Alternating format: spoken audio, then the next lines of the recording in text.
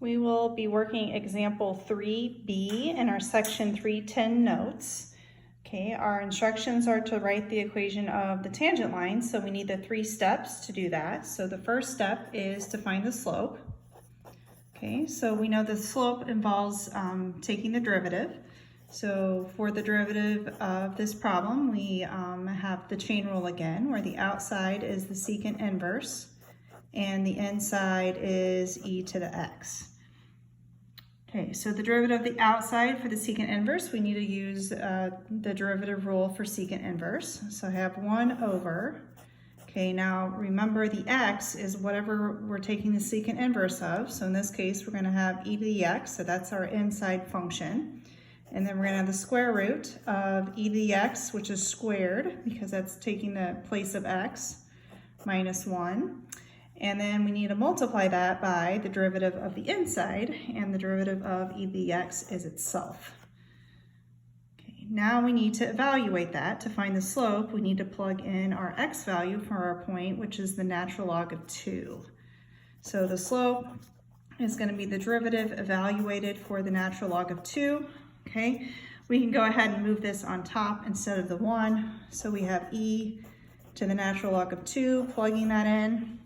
Here, we really don't need absolute values because e to the x is always drawn above the x-axis, so it's positive, so you can drop those. So we have e to the natural log of 2 there. Okay. Then we have the square root. We're going to have e to the natural log of 2 squared minus 1. Okay. So some good things happen here. These two terms cancel. So we're going to have 1 over. Okay, also we have e and the natural log cancel because they're inverses, so we have 2 times 2 in that square root, so we're going to have 4 minus 1. So we get our slope is 1 over the square root of 3. Okay, and you can leave it like that, it doesn't have to be rationalized. Okay, so our point is given to us, so we don't need to do step 2. We already have the value, so we're ready to skip to step 3, which is writing the equation. So for the equation, we use the point slope. So y minus the y value, which is pi over 3, equal to the slope, which is 1 over the square root of 3, times the quantity x minus the x value, and the x value of our point is natural log of 2. Okay, working this out, we're gonna go ahead and add this over and distribute. So y equals, I'm going to get pi over 3 when I add that over.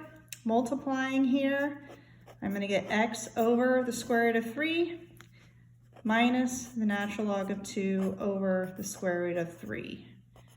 Okay, and that's a perfectly fine answer at that point. It can be done.